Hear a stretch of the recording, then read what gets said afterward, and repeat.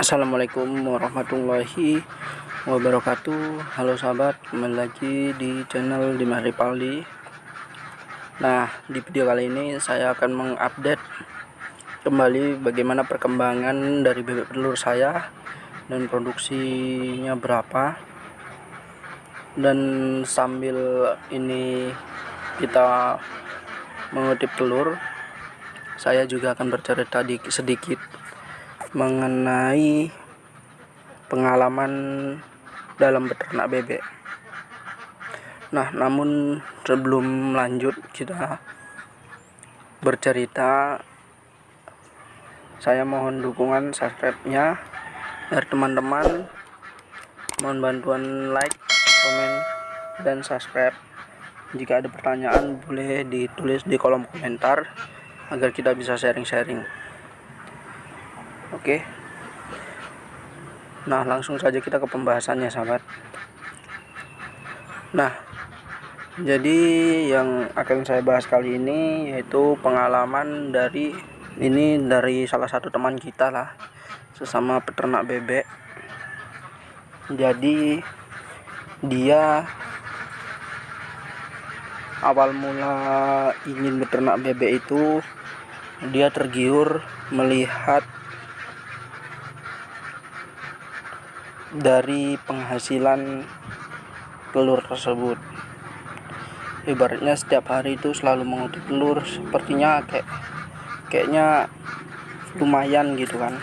Awal maksudnya dia, cuman di situ dia hanya dibekali dengan modal dan nekat, tidak dibekali dengan ilmu ketika ingin beternak bebek tersebut. Jadi singkat cerita, ini dia datang ke rumah, namun dalam keadaan dia sudah beternak bebek itu selama 2 bulan, jalan hampir 3 bulan, sahabat.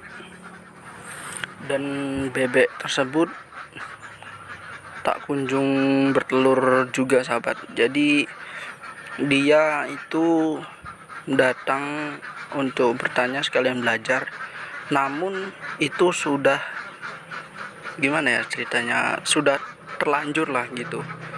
Karena bebek ini sudah saya lihat di sana untuk bulunya sendiri sudah kondisinya udah hancur lah, sahabat. Sudah rontok bulu besar, sampai sudah molting lah, sudah rontok bulu besar, kurus kondisinya. Jadi dia ingin mencari saran lah gitu. Jadi saya ke situ, saya lihat kondisi bebeknya cukup memprihatinkan ya, sahabat. Untuk kondisinya bebek dari 200 ekor itu kurus-kurus semua, sahabat, dan bulu besarnya sudah pada berontokan, diakibatkan stres. Dan saya tanya soal pakan,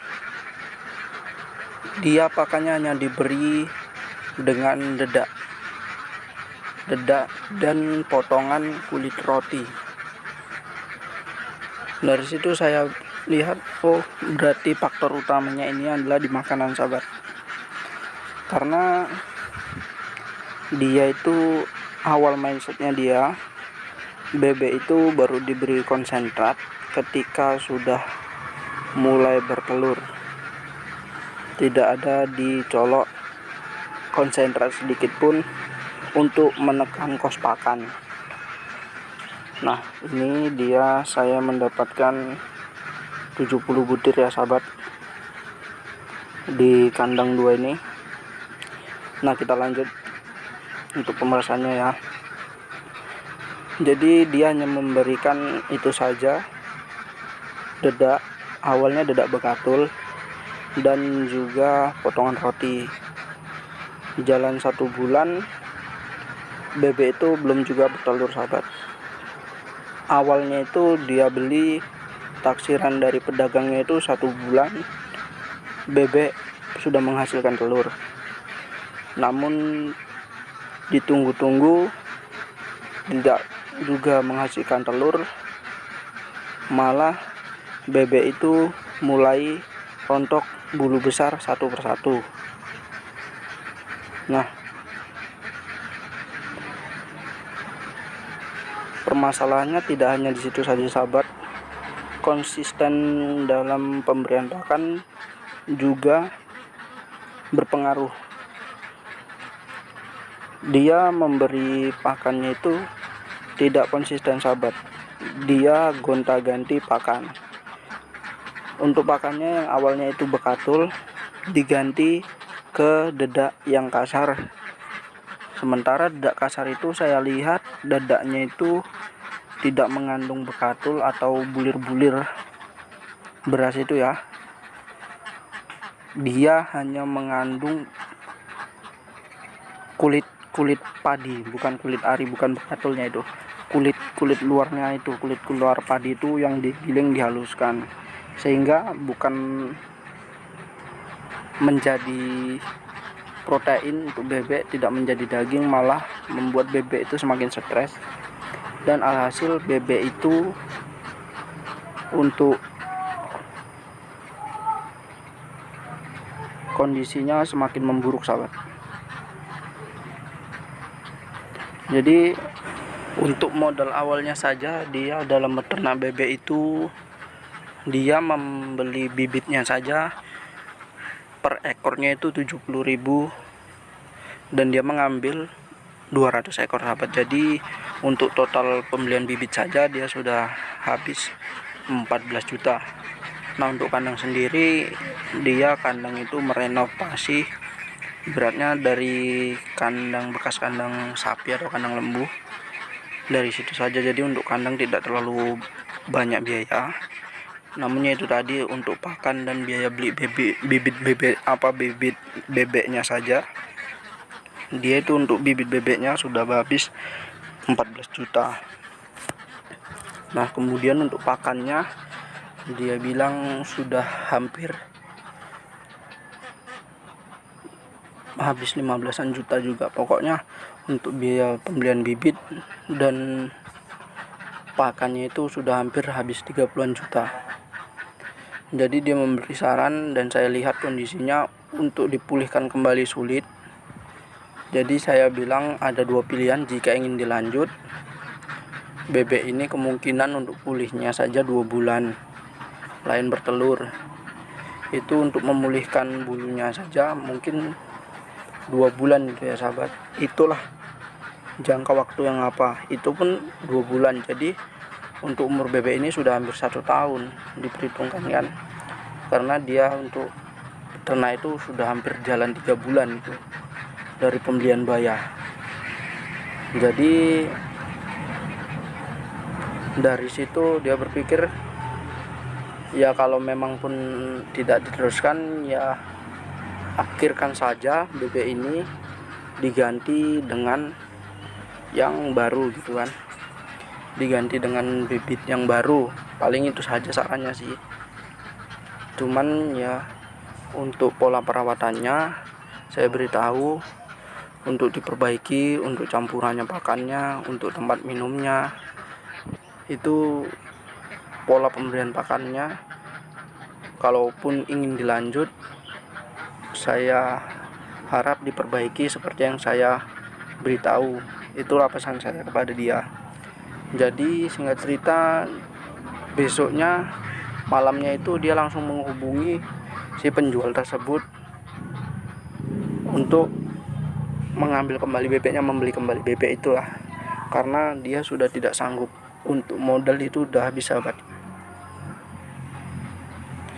Jadi dari si penjual ini, pedagang ini, dia hanya berani membeli dengan harga 45.000 per ekornya.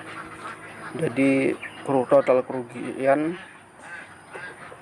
sekitar 20-an juta gitu sahabat dalam beternak bebek ini. Ya begitulah suka duka dalam beternak bebek sahabat. Jadi ternak bebek ini jangan kita lihat dari keuntungannya saja, jangan kita lihat dari enaknya saja, tapi juga perlu kita pikirkan dari risikonya. Kita percuma punya modal besar, ini saran saya sahabat, percuma punya modal besar kalau kita tidak memiliki ilmu dalam merawat atau beternak bebek.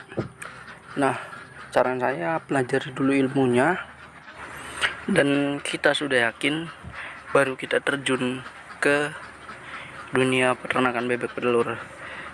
Ini ya bukan saya menakuti atau gimana ya sahabat, ini sekedar untuk saran atau referensi agar hal serupa tidak terjadi kepada kalian yang ingin memulai bisnis peternak bebek petelur. Nah, ya memang begitu konsep dari peternakan bebek petelur ini. Memang kayak mana ya, namanya kita bisnis itu jatuh bangun itu hal biasa, namun kalau bisa ya jangan sampai jatuh ke dasar. Mungkin begitu sajalah sahabat yang bisa saya jelaskan. Nah, lebih kurangnya mohon maaf. Jangan lupa like, subscribe, and share agar ilmunya bermanfaat. Jika ada pertanyaan ataupun ingin sharing-sharing, bisa tulis di kolom komentar, saya persilahkan. Dan saya akhiri, wassalamualaikum warahmatullahi wabarakatuh. Sampai jumpa di next video.